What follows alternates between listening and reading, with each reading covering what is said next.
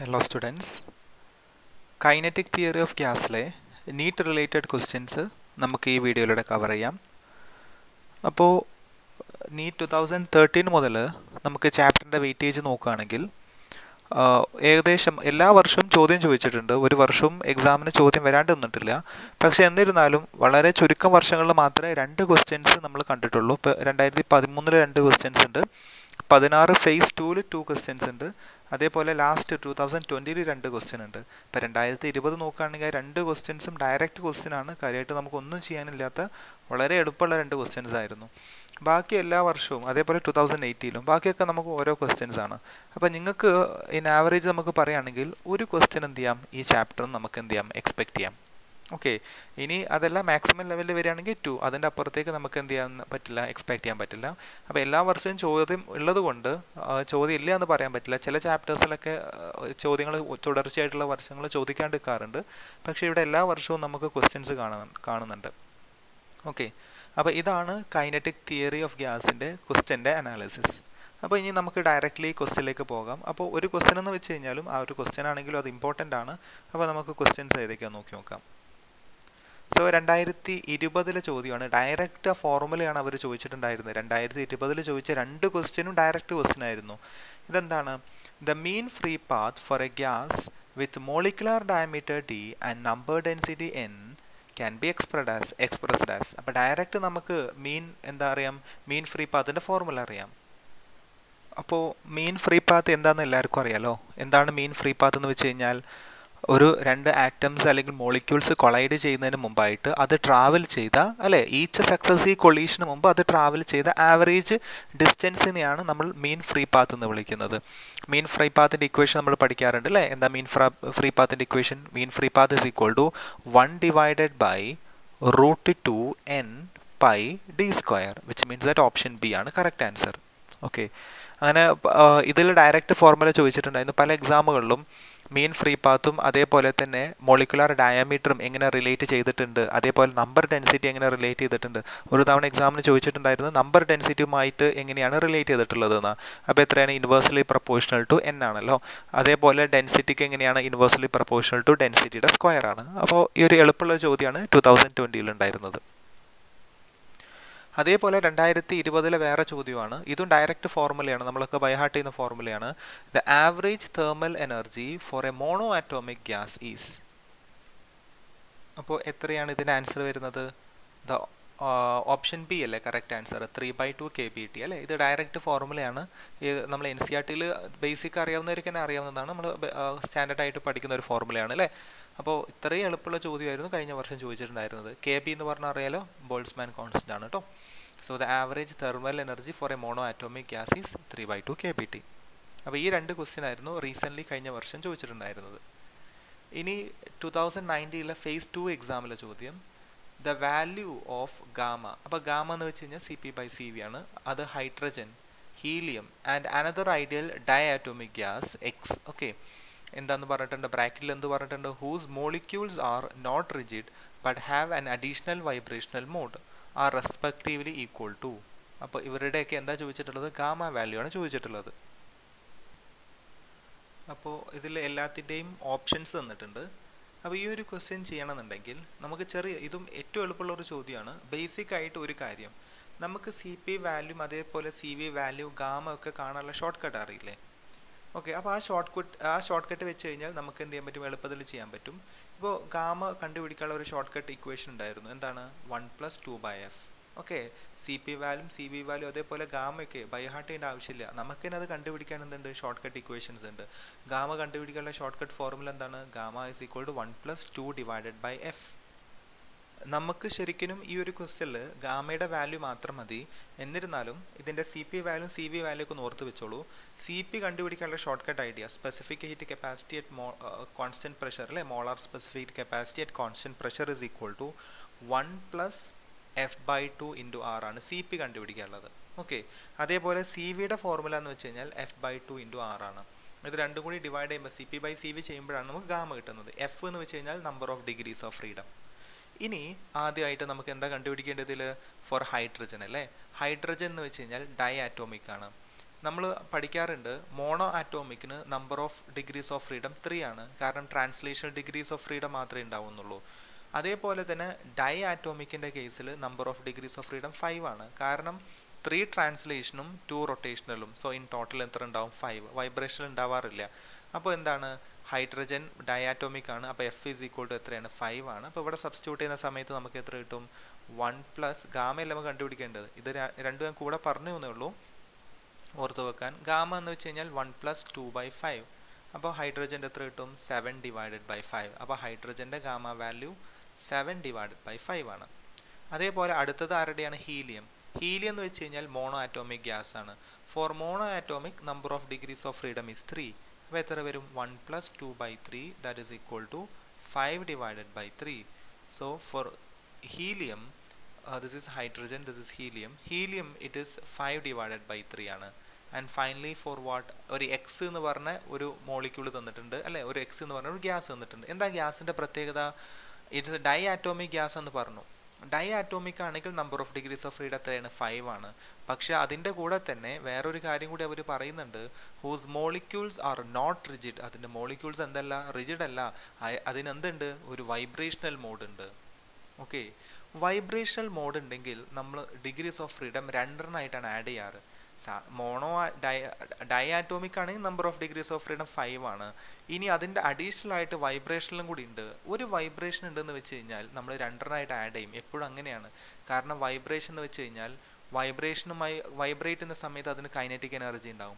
അതേപോലെ അവിടെ എന്തുണ്ട്? ഇലാസ്റ്റിക് എനർജി സ്റ്റോർ ചെയ്ത് വെച്ചത് കാരണം പൊട്ടൻഷ്യൽ എനർജി ഉണ്ട്. അപ്പോൾ വൈബ്രേഷണൽ ഡിഗ്രീസ് ഓഫ് ഫ്രീഡം എന്ന് പറയുമ്പോൾ നമ്മൾ 2 കൺസിഡർ ചെയ്യാറ്. അപ്പോൾ എത്രയാണ്? 5 plus 2 which is equal to 7 degrees of freedom ആണുള്ളത്. ഓക്കെ, എപ്പോഴും നമ്മൾ അങ്ങനെയാണ് കൺസിഡർ ചെയ്യാറ് കേട്ടോ. Vibrational degrees of freedom means it is kinetic energy plus potential എനർജിയാണ്. അതുകൊണ്ടാണ് നമ്മൾ 2 ആഡ് ചെയ്യുന്നത്. അത് 2 എനർജി അസോസിയേറ്റ് ചെയ്തിട്ടുണ്ട്. സോ 7 അല്ലേ number of degrees of freedom. So 1 plus 2/7 that is equal to 9/7. അപ്പോൾ 9/7 ആണ്.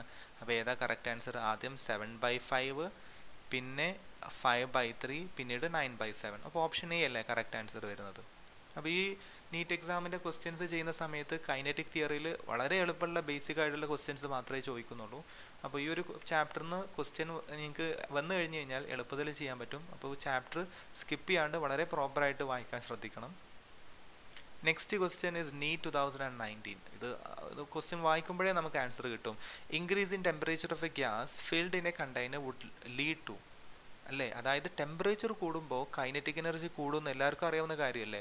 ടെമ്പറേച്ചർ കൂടുമ്പോൾ മോളിക്കുലർ വൈബ്രേഷൻ കൂടും, അത് കാരണം കൈനറ്റിക് എനർജി കൂടും. സോ എന്താണ്? Increase in temperature of a gas filled in a container would lead to increase in the kinetic energy. 2019 ചോദ്യമായിരുന്നു കേട്ടോ, phase 1. Next one, at what temperature will the RMS speed of oxygen molecule become just sufficient for escaping from the earth atmosphere?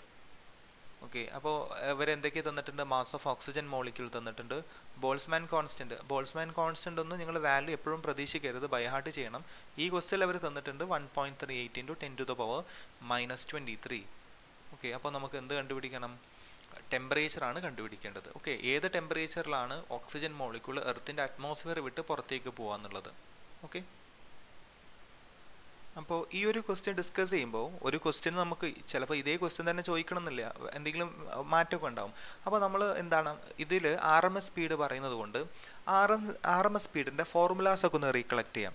Okay, RMS സ്പീഡിന് പ്രധാനമായിട്ട് നമ്മൾ 3-4 formulas പറയാറുണ്ട്. ഒന്നാമത്തത് VRMS, ഒരു gas മോളിക്യൂളിൻ്റെ RMS സ്പീഡിൻ്റെ formula എന്താണെന്ന് അറിയാം. ഒന്ന് അതിൻ്റെ ബേസിക് ഇക്വേഷൻ എന്താണ്? RMS വാക്ക് തന്നെയാണ് root mean square. So root ഉണ്ടായതുകൊണ്ട് റൂട്ട് എടുത്തു. മീൻ എന്ന് വെച്ച് കഴിഞ്ഞാൽ അതിൻ്റെ ആവറേജ് അല്ലേ. അപ്പോൾ എന്താണ്? V1 plus V2 plus V3 plus etcetera. Okay, divided by mean means number ഉണ്ടാവും. മീൻ സ്ക്വയർ ഉണ്ടായതുകൊണ്ട് ഇതിനൊക്കെ എന്തുണ്ട്? സ്ക്വയർ ഉണ്ട്. ഓക്കെ, സോ ഇതാണ് റൂട്ട് മീൻ സ്ക്വയർ വെലോസിറ്റി. അപ്പോൾ V1 V2 V3 ഓരോ ഇൻഡിവിജ്വൽ വെലോസിറ്റി ഒക്കെ തരികയാണെങ്കിൽ നമുക്ക് ഈ ഫോർമുല യൂസ് ചെയ്യാം. RMS വെലോസിറ്റിക്ക് വേറൊരു ഫോർമുലയുണ്ട് in terms of density and pressure. എന്താണെന്നറിയോ? RMS velocity is equal to √3p divided by rho density. അപ്പോൾ ഡെൻസിറ്റി ഒക്കെ പറയുകയാണെങ്കിൽ നമ്മൾ ഈ ഒരു ഫോർമുലയാണ് യൂസ് ചെയ്യാറ്. ഓക്കെ, ഇനി RMS വെലോസിറ്റിയുടെ വേറൊരു ഫോർമുലയാണ് VRMS which is equal to √3RT divided by m. ഒരു എക്സാമിന് ഡയറക്റ്റ് ഫോർമുല ചോദിച്ചിട്ടുണ്ടായിരുന്നു ഇതിൽ ഏതാണ് കറക്റ്റ് ഫോർമുല എന്നൊക്കെ കേട്ടോ. So √3 RT divided by M. Capital letter M means molecular mass ആണ്. Capital letter M means molecular mass. അപ്പോൾ ഒരു ക്വസ്റ്റ്യനിൽ എന്താണ് മാസ് ഒന്നും തന്നിട്ടില്ല. അപ്പോൾ മോളിക്കുലർ മാസ് പിന്നെ തരേണ്ട ആവശ്യമില്ലല്ലോ, നമുക്ക് ഗസ് ചെയ്യാമല്ലോ ഓക്സിജൻ്റെ നൈട്രജൻ്റെ ഒക്കെ. അപ്പോൾ ഈ ഫോർമുല യൂസ് ചെയ്താൽ മതി. VRMSൻ്റെ വേറെ മാസ് തരികയാണെങ്കിൽ എന്താണ് ഫോർമുല എന്ന് വെച്ച് കഴിഞ്ഞാൽ 3 kBT divided by m. Small letter M means mass ആണ് കേട്ടോ. KB means Boltzmann constant. അപ്പോൾ അതിൻ്റെ ഗിവൺ മാസ് തന്നു 1 gram 2 gram അങ്ങനെ മാസൊക്കെ തരികയാണെങ്കിൽ ഇത്. ഇനി അതല്ല ടെമ്പറേച്ചർ തന്നു, വേറെ ഒന്നും തന്നിട്ടില്ല, അങ്ങനെയാണെങ്കിൽ ഈ ഇക്വേഷൻ യൂസ് ചെയ്യുക. കാരണം മോളിക്കുലർ മാസ് നമുക്ക് അറിയാവുന്ന കാര്യമാണ്, അത് ക്വസ്റ്റ്യനിൽ തരേണ്ട ആവശ്യമില്ല. മനസ്സിലായല്ലോ? അപ്പോൾ ഈ ഒരു ക്വസ്റ്റ്യനിൽ എന്താണ് ഏത് ഫോർമുലയാണ് നമ്മൾ യൂസ് ചെയ്യുന്നുണ്ടാവുക? ഈ ഒരു ക്വസ്റ്റ്യനിൽ 3 kBT ഡിവൈഡ് ബൈ എം. കാരണം മാസ് തന്നിട്ടുണ്ടല്ലോ, അതുകൊണ്ട് ഈ ഒരു ഫോർമുല സെലക്ട് ചെയ്യും. അപ്പോൾ എങ്ങനെയാണ് ഇക്വേഷൻ സെലക്ട് ചെയ്യാമെന്ന് നമുക്ക് എന്ത് ചെയ്തു മനസ്സിലായി.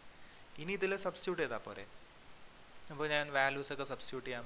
അപ്പോൾ ആദ്യം വെലോസിറ്റി ഇവർ പറയുന്നത് എർത്തിൻ്റെ അറ്റ്മോസ്ഫിയർ വിട്ട് ഇത് എസ്കേപ്പ് ചെയ്യണമെന്നുണ്ടെങ്കിൽ എത്ര ടെമ്പറേച്ചർ കൊടുക്കണമെന്ന്. അപ്പോൾ ആദ്യം ഗ്രാവിറ്റേഷനിൽ നിന്ന് എർത്തിൻ്റെ എസ്കേപ്പ് വെലോസിറ്റി എത്രയെന്ന് അറിയണ്ടേ. എർത്തിൻ്റെ എസ്കേപ്പ് വെലോസിറ്റി എത്രയാണ്? എർത്ത് വിട്ട് എസ്കേപ്പ് ചെയ്ത് പോകാൻ ഏതൊരു ഒബ്ജക്റ്റിനും വേണ്ടത് 11.2 km/s ആണ്. ഓക്കെ, ഇത്രയാണ്. അത് നമുക്ക് അറിയാം എസ്കേപ്പ് വെലോസിറ്റിയുടെ ഫോർമുല. ഇനി since it is in km/s we want to convert into m/s. അതിനുവേണ്ടി ഞാൻ എന്തുകൊണ്ട് മൾട്ടിപ്ലൈ ചെയ്തു? ഒരു 1000 കൊണ്ട് മൾട്ടിപ്ലൈ ചെയ്തു. So 1.2 × 1000 m/s. ഓക്കെ, അപ്പോൾ VRMS ആയി.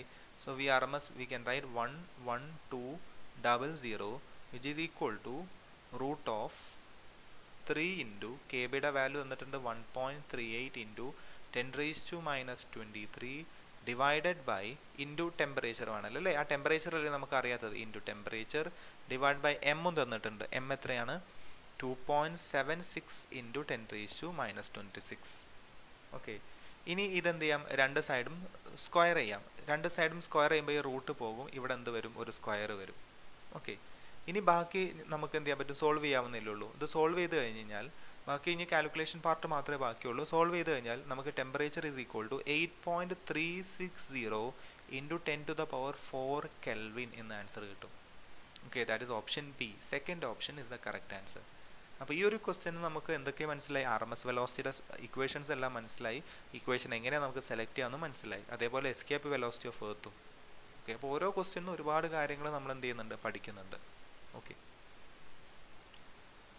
ദെൻ നെക്സ്റ്റ് ക്വസ്റ്റ്യൻ ഇത് 2017 നീറ്റ് ക്വസ്റ്റ്യൻ ആണ്.